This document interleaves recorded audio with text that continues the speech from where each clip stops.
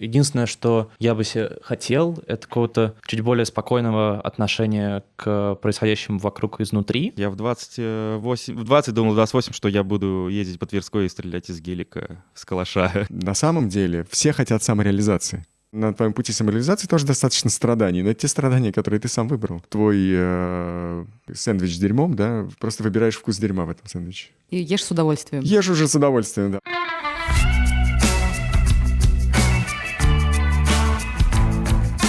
Привет! Это «Радио Аня», подкаст, в котором мы обсуждаем и исследуем процесс взросления, его влияние на нас, наши убеждения и ценности. И делаем это без предубеждений, осуждений, страха и истерики.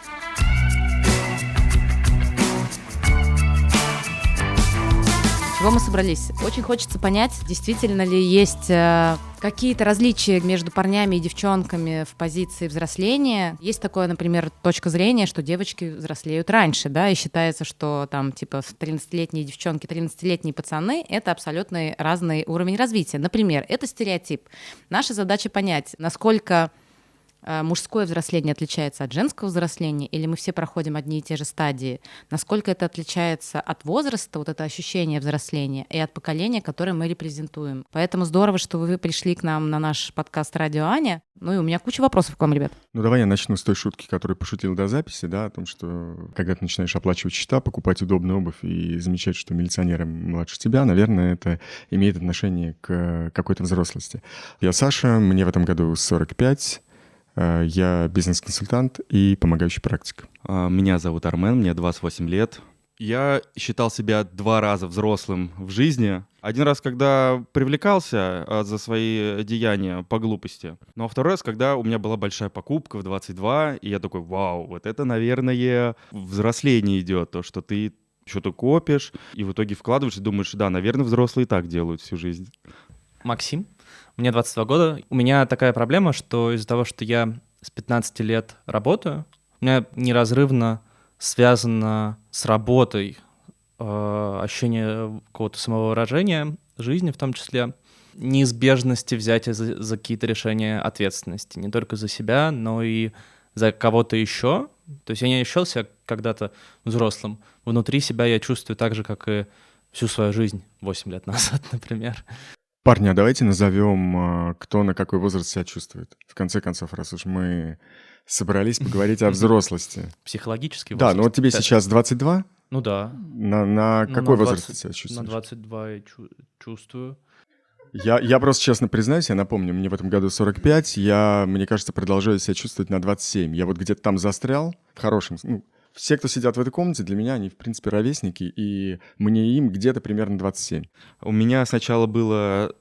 Я постоянно говорил 22, а потом вспоминал, что нет, мне 23, нет, мне 24, нет, мне 25. А теперь для меня вот этот чекпоинтом стало 27 лет. Когда меня спрашивают, и у меня автоматически вот мои биологические часы ощущают себя на 27. А я могу предположить, как это работает. Дело в том, что вот 27-28, вот где-то вот этот вот рубеж, это то время, когда человек уже в своей жизни что-то успел попробовать, составить, вот опять же, представление о себе, сделал несколько, может быть, сложных и неправильных выборов, не знаю, побывал в негармоничных отношениях, да, может быть, в браке, поменял несколько работ.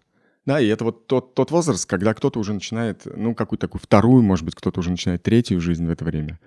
Когда у меня был Тиндер, мне кажется, это для меня это была нижняя граница, с которой я рассматривал отношения с кем-то. То есть я понимал, что человек в 27, вот он, скорее всего, уже достаточно взрослый, и с ним уже можно иметь дело, с ним уже можно разговаривать, потому что он уже многое повидал. Есть стереотип о том, что взрослый человек — это некий скучный человек, серьезный, ответственный, не имеющий возможности, делать то, что он хочет, и часто должен, подменяется, хочет. Вот такая история, она создает как будто бы ощущение некого такого, условно, раба обстоятельств, то есть человек из свободного человека превращается в человека, обвешанного обязательствами, не имеющими возможности жить той жизнью, которую он бы хотел. Мне кажется, взрослый человек — это человек, который с собой как-то договорился, человек, который перестал искать внешнего одобрения, человек, который начал принимать себя, наладил отношения с родителями, в конце концов, да, то есть вот у этого взросления есть вот такая классная штука, это примирение с собой, по сути. Не знаю, у меня проскальзывает, что я себя как будто бы чувствую чуть более грустно от объема решений, которые мне приходится принимать, которые не самые веселые. Для меня взросление — это когда ты, скорее всего, меньше отдаешься эмоциям, гормонам, импульсивности. Когда, набравшись опыта, ты уже подумаешь раза 3, прежде чем сделать. Немного я это называю хладнокровностью, потому что я смотрю на себя 18-20, какой я был, ого-го, горячий, внутри пылал огонь. И в 28, когда я с родителями, например, общаюсь, они говорят: ты почему стал таким куском айсберга? Мы проходим череду разочарований, расставаний в работе или там в отношениях, и ты после этого становишься хладнокровным, холодным, я не знаю, вот как-то между этим что-то. Мне кажется, да, это очень яркая характеристика взросления, потому что дети, они действительно идут на поводу своих чувств, да, они руководствуются только своими желаниями, да. Подростки уже руководствуются правилами. Они, например, делают или не делают что-то в расчете на выгоду. Взрослый человек, я говорю сейчас про некого идеального взрослого человека, руководствуется как раз, извините, я 3-й раз говорю это слово, ценностями, потому что они хороши сами по себе. Он не делает или делает что-то не потому, что ему за это что-то будет или не будет, да. Мы там не крадем, не потому что мы попадемся и нас накажут, да, потому что мы сами, например, перестанем себя уважать, да, если мы это будем делать. То есть ценности хороши сами по себе. И вот человек, который руководствуется уже не правилами, да, не вступает с другими людьми из жизни в такое транзакционное взаимодействие, да, и выгода, какой-то результат, какой-то эффект, вот я это сделаю, не сделаю, а который живет все-таки, руководствуясь вот внутренним компасом.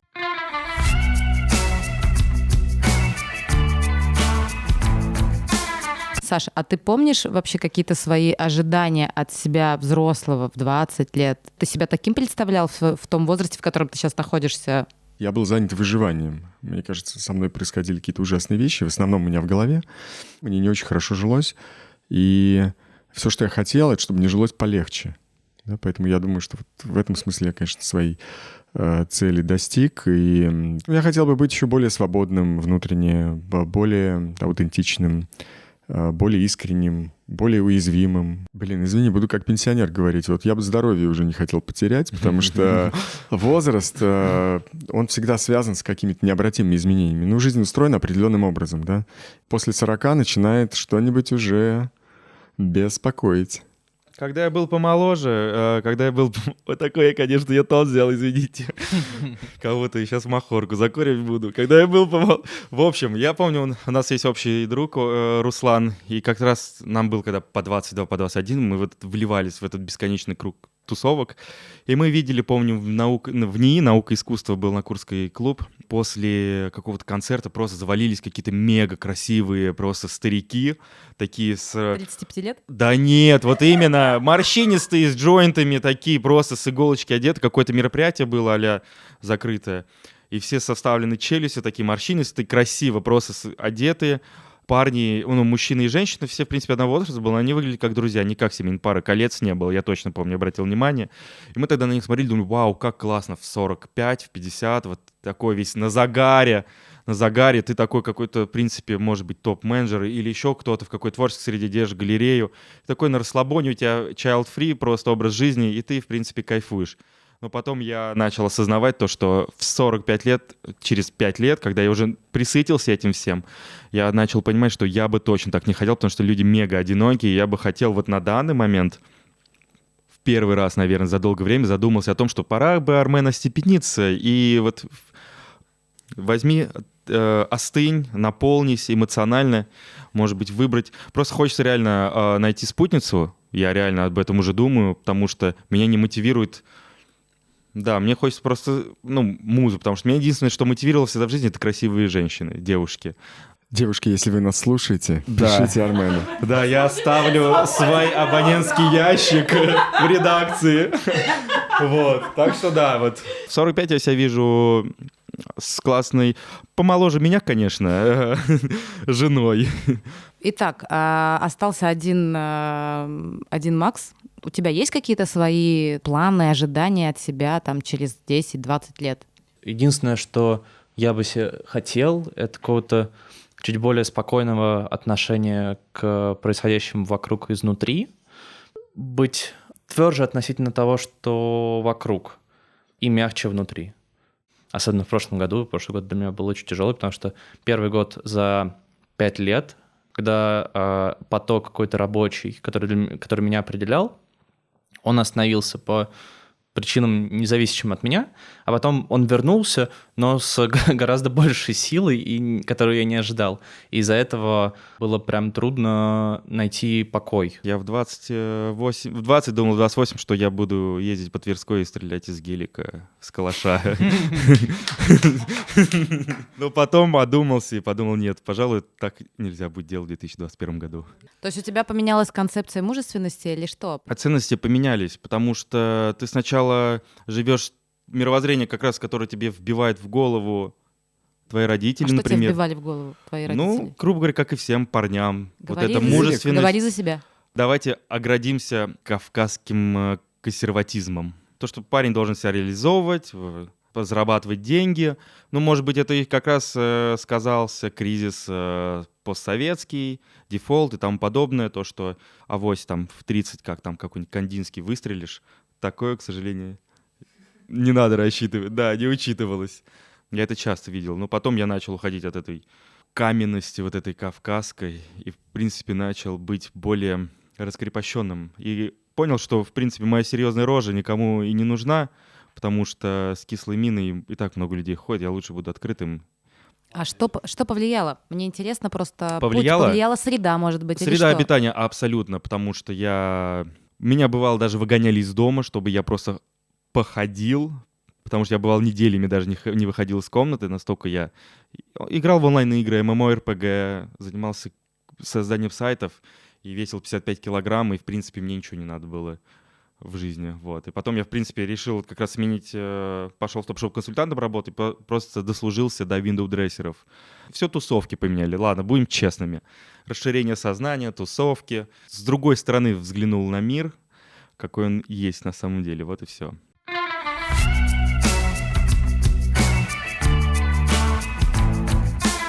Есть ощущение такое, что социум от мужчины ожидает как раз вот этой успешности, да? И слава богу, сейчас понятие успеха расширяется. И вот мне интересно, вы вообще на себе чувствуете давление неких ожиданий социума, женщин рядом с вами, может быть, там родителей? Сейчас будет мой бенефис классический. В 17 лет, когда только начал работать, для меня самая главная история была не про открытие издательства, потому что это было прикольно, но это был такой постоянный фон. На фоне открытия издательства со мной случилось сексуальное насилие. Со стороны девушки, со стороны 2 девушек. Со мной случился секс-трэм, который я не хотел, с элементами BDSM, и мне было очень плохо, я хотел убить себя, я с этим не делился, но при этом для того, чтобы как-то пережить это, мне пришлось работать и существовать в картинке, в культуре, в которой для парней это кайф, это вообще заебись. Ну, типа, переспать с 2 тёлками, это же охеренно. Но нет, ну, типа, для меня нет. Осознание того, что, во-первых, это была травма, во-вторых, это был абьюз в том плане, что тем девушкам им было сильно старше, они были на 7 лет старше меня, и для меня в целом это определило, что, возможно, дальше с людьми, которые старше меня сильно, возможно, не стоит так близко общаться. Это было довольно проблемно. И у меня была проблема, что я с этим разобрался, вот с этим моментом, с этой историей, которая длилась типа 2 часа буквально.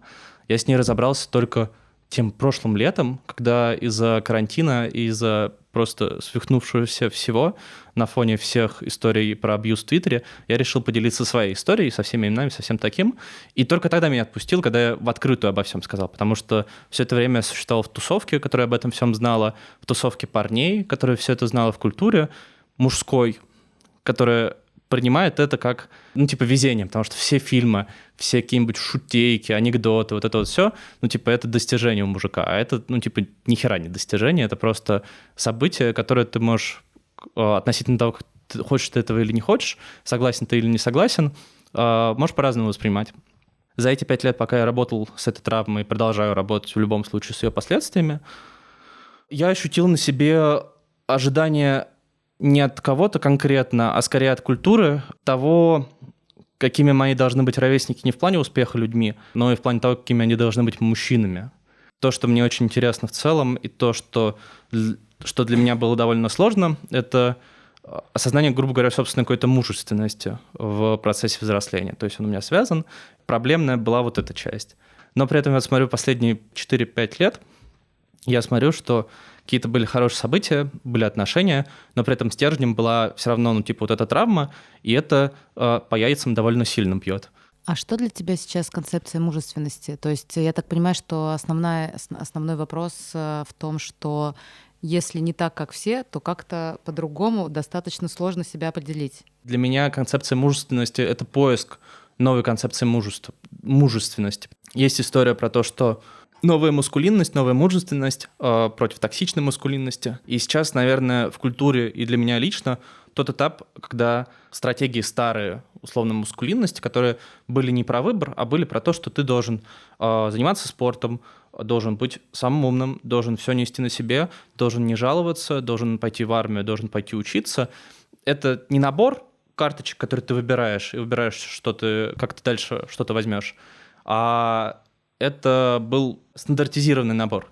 Сейчас, мне кажется, очень важно и особенно для подростков, 15-18 лет, очень важный возраст, когда ты карточки, собственно, вытягиваешь неосознанно для себя и определяешь ими, что у тебя будет дальше, типа карточки с покемонами такие, которые у тебя будут дальше всю жизнь. Здесь очень важно, что концепция мужественности сейчас — это должен быть выбор этих стратегий, потому что раньше, и я чувствовал, что и культура, с одной стороны, до последнего времени, до последних лет не предполагала, что у мужчин есть какой-то разный набор путей дальше для определения себя мужчинами. Сейчас это просто должен быть набор разных. Набор, который можно выбрать. Можно быть опорой, а можно быть не опорой, можно опираться. И это нормально. И что очень важно, чего должна быть пропаганда среди мужчин, это точно возможности культивировать внутри себя открытость к тому, что можно просить о помощи. Потому что я к психотерапевту после всей этой херни пошел на 3-й год. А у меня там были кошмары и все такое. Я как-то пытался это все выливать через какие-то творческие проекты. Это полный булшит. А это романтизируется, потому что есть в культуре понятие музы, или, например, про то, что искусство из боли рождается. Вообще, это все полный бред, полный. Мне вот в истории Макса мне очень хочется понять, что ему помогло как раз преодолеть вот эти вот внешнее давление, да, давление среды, давление общества. Как это получилось? Мне помогла работа, конечно, помогли отношения, и, с другой стороны, конечно же, постоянная работа с психотерапевтом. Постфактум сложно принять то, что этот процесс занял почти 5 лет. А с другой стороны, очень сильно помогло в открытую об этом сказать, потому что я давал об этой истории интервью порталу BBC 2 года назад, и я его давал анонимно, потому что я ссал, я в целом это рассказывал как running joke такую. Да, мне 17, у меня есть бизнес, еще я жертва насилия, такое. Но при этом, когда я, например, выложили интервью BBC, я прочел про себя ушат просто полного какого-то говна, про то, что я не мужик, про все такое, почувствовал, как скрылся гнойник. А потом я в том году, в 2020 году, я это рассказал в открытую, и я встретил большую поддержку. Это очень круто, меня это очень порадовало. Если изначально мне хотелось сублимировать в работу, в творчество неприятную хуйню в этой всей истории, то есть саму травму, то сейчас мне очень хочется превратить в что-то рабочее и помогающее другим. И сколько таких людей, мужчин у нас в культуре, которые об этом не говорят и которые об этом сами себе не говорят, это, мне кажется, огромное количество. Очень хочется сейчас работать в сторону того, что можно говорить, и это будет ок, и это будет лучше. Тут, конечно, достаточно жесткая история, но, возможно, в жизни любого человека, и в частности мужчин, достаточно насилия. Например, социальные конструкты — это тоже насилие. То есть, условно, существуют некие ожидания от человека, и человек все время думает о том, что ему либо стать условно успешным, допустим, и либо самореализованным, потому что часто это разные дорожки. Ты идешь на поводу у неких ожиданий, становишься востребованным, успешным этим человеком, либо ты идешь по воле сердца, условно. То есть и вот у меня к вам вопрос. Все-таки насколько социально-культурные ожидания, в том числе, например, успеха, каких-то достижений к какому-то возрасту, определяет вас, мешает вам? Что вы думаете по этому поводу? Определяли, мешали. Как я сказал, у меня хороший психотерапевт. На самом деле, когда ты выбираешь дорогу самореализации, выясняется, что тебе все, кто по ту сторону, они все равно тебе даже начинают завидовать. Они как раз видят это твоим успехом. То, что ты пошел туда, куда, в общем, они, наверное, пока не могут собраться, вот так осмелиться. У меня сейчас такая развивается вторая карьера, да, я по основной профессии я бизнес-консультант, но одновременно я развиваюсь как помогающий практик и занимаюсь просто психологическим консультированием одновременно, учась и уже работая с людьми, помогая людям соединяться с собой. Я понимаю, что у меня была довольно, ну и есть пока еще довольно неплохая корпоративная карьера, и в рамках, конечно, этой карьеры любой выход из нее должен восприниматься теми, кто внутри, как поражение. И наверняка кто-то так думает. Но на самом деле все хотят самореализации. Поэтому любой человек, который выбрал самореализацию, это в каком-то смысле он испытывает даже не давление, а поддерживающее какое-то, восхищение, что ли. То есть самореализация — это свобода? Как бы свободно жить так, как хочешь, а как бы успешный успех — это рабство на путь Нет, не совсем так. Но ты все равно не живешь, у тебя есть возможность выбрать страдания, которые ты как бы готов понести, да? И от того, какие страдания ты выберешь, это точно так же, как когда ты выбираешь себе партнера, да? Ты выбираешь не только человека, с которым ты будешь нюхать розы, а ты выбираешь человека, с которым ты будешь ссориться. Но ты понимаешь, что это как бы твой выбор, да? Ты выбираешь там на твоем пути самореализации тоже достаточно страданий, но это те страдания, которые ты сам выбрал. Твой такой сэндвич с дерьмом, да, в который ты вот просто выбираешь вкус дерьма в этом сэндвиче. И ешь с удовольствием. Ешь уже с удовольствием, да, потому что как бы это ты понимаешь, что это как бы ведет тебя туда, куда тебе хочется. Я так понимаю, что это связано с тем, что что-то выбрал ты сам, а что-то тебе условно было навязано, или ты выбрал что-то неосознанно. Поэтому это разные как бы да, сэндвичи с дерьмом. Да, это примерно как с работами. Мы же, это вот только Максиму повезло. Мы, говорю, наверное, за мы работники за культуры. Мы работники, да, культуры. Я в жизни выяснял, что мне нравится, методом исключения. То есть я делал то, что-то, понимал, что это мне не нравится, да, там имел смелость, например, какую-то оставить. Или не имел смелости несколько лет оставлять, да, или там много лет это оставлять. Слушая тебя, понимаю, что все-таки есть какая-то, наверное, зависимость от возраста, как минимум зависимость от контекста, в котором ты был рожден. Второй раз замечаю о том, что поколение условно 20-летних гораздо быстрее нашло дорогу к своему пониманию себя, когда уже воспитывали не по Споку, а по Петрановской, и когда человеку давали свободу себя почувствовать и себя самого создать, а не просто занимались жестким управлением, воспитанием через ремень и пряник. И есть ощущение, что люди поколения 2000-х, 90-х, 2000-х имеют потенциал быть гораздо более счастливыми быстрее. Аня, я прям чувствую, последние 15 лет, когда я вижу 20-летних, как каждый раз это новые 20-летние, да, я понимаю, что они уже намного умнее, талантливее, быстрее, сообразительнее, чем я. Что касается возраста, могу сказать за себя, что у меня как бы идеальный возраст, который я вот себя как-то воспринимала, он тоже где-то про 28-29 лет, но он объясним для себя, я это объясняю иначе. Ты уже не щегол, тебя перестали как бы тыкать лицом в то, что ты еще не знаешь, у тебя нет опыта, ты ничего не можешь. Докажи сначала, что вообще там как бы сформировался и что-то соображаешь. С одной стороны, то есть ты уже, у тебя есть какой-то опыт, ты можешь там чем-то условно прикрыться или что-то даже там сказать в ответ. Но ты еще, тебя жизнь еще не поддостала, и ты еще как бы весь на огне, весь тусишь, у тебя еще дофамин вырабатывается достаточно, тебе от всего еще кайфово. Натурально вырабатывается. Да, и ты как бы еще не приобрел столько жизненного опыта, когда он тебя начинает уже ограничивать, например, когда ты говоришь: ой, не пойду на эту тусовку, как бы там будут все равно одни и те же лохи. Неважно, что ты будешь делать вместо этого, ты просто понимаешь, что ты уже знаешь, что может произойти здесь, и начинаешь от этого типа а-ля отказываться. А потом я поняла, что вот эта вот позиция ни к чему классному меня не приведет, И началась вторая молодость. Возможно, это как бы осознанная молодость. Мне кажется, что это слово не про молодость вообще. Это про выбор жить, про то, что есть обстоятельства определенные, и, может быть, все не будет так, как ты хотела, действительно. Но это не повод ходить и гундеть, или жаловаться, или ныть для самому себе, что жизнь типа а-ля не такая, как ты себе представлял в 20 лет. Кстати, я хотел бы добавить по поводу вот этих нытиков, потому что я вот сейчас сидел, вспоминал и понимал, что мой круг общения, по крайней мере, вот в долгое время был люди младше меня на лет 5, потому что когда я общался со сверстниками, хотя, в принципе, ребята были кто-то из творческой среды, кто-то из обывателей, грубо говоря, будем так обзывать, извините меня, пожалуйста.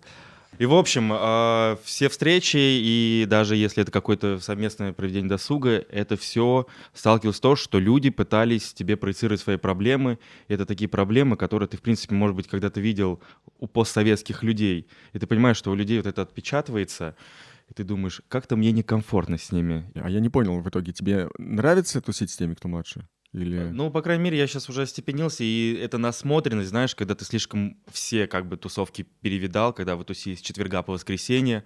Просто я как бы поздно начал тусоваться, это они начали в 16 тусоваться, а я там с 16 учил JavaScript и до 22.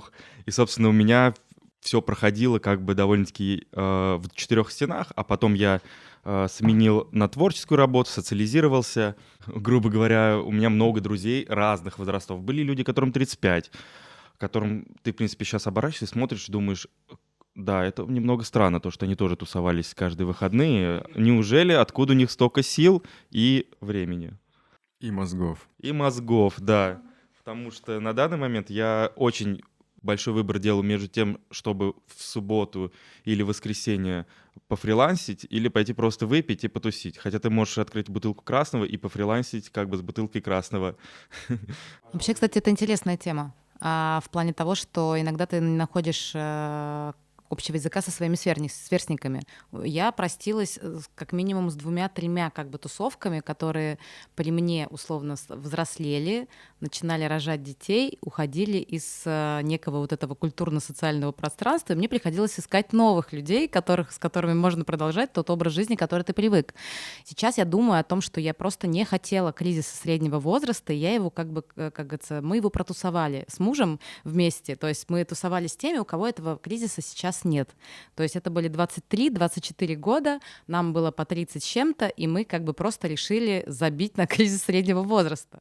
У меня изначально какое-то взросление, какое-то социализация, она была связана с тем, что я не общался особо с чуваками своего возраста. Но с чуваками своего возраста это с чуваками от 13-14 лет. И еще это было недавно, я это еще помню. У меня был один хороший друг, который меня старше на 7 лет, и мы с ним прям очень плотно дружили. Он меня познакомил с другими знакомыми. Я в целом водился в кругу ребят старше меня на 7-8 лет в среднем. И было абсолютно комфортно, и благодаря этому, собственно, появились какие-то возможности в плане реализации себя и всего такого. А сейчас это уже как-то смешалось. Конечно, я все больше замечаю, что моим собеседникам, они, например, 99-го или 2000 года, я такой, в смысле, что за пиздюки такие? С теми, с кем мы общались 5-6 лет назад, которые были старше меня на 5-6-7 лет, собственно, вперед, с ними мы уже постепенно все меньше и меньше общаемся, то есть у них уже 30-31, и с ними жизнь немножко в разные направления ушла, но при этом лет 5-6 назад это было... Для меня это было очень круто. Я очень перся с того, что я общался с чуваками, которым 20, я такой, вау, вот это да, всю жизнь прожили. У меня есть версия, я, по крайней мере, себя успокаиваю этим, что смысл взрослых людей немножко поменялся. Если раньше они были источниками знания о жизни, сейчас источниками знания о жизни становится интернет, то я очень сильно рассчитываю на то, что роль у людей, которые сейчас уже достаточно взрослые, будет в том, чтобы рассказывать тем, кто помоложе, о том, как жить в кайф, несмотря на то, что ты меняешься, становишься взрослее, может быть, в какой-то момент даже стареешь. Собственно, мы будем учить этих людей о том, как не терять, не знаю, то же самое любопытство, как не терять огонь в глазах, как вообще эту жизнь растянуть, этот кайф и удовольствие от жизни надольше. Саша, ты здесь единственный человек аж с целыми 2 детьми, и даже с разводом за плечами. Расскажи, как это повлияло на твое понимание взросления. То есть дети, мне просто кажется, что дети, зачастую возраст не так влияет на ощущение взросления, нежели наличие детей.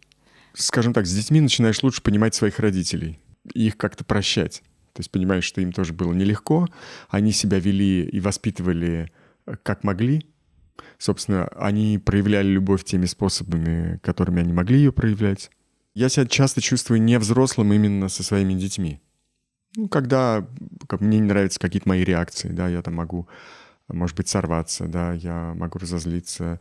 Или я тревожусь, просто как любой родитель, я, естественно, тревожусь, да, когда меня там что-то триггерит. Дети и вообще близкие, я даже не буду, дети — это частный случай.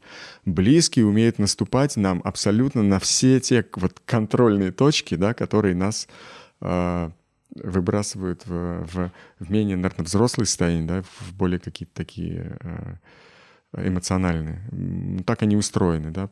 Все говорят, что это отличный тренажер при этом, да, в способы воспитания себя, прежде всего, да. Воспитывая себя, воспитываешь своих детей. Но это другая тема.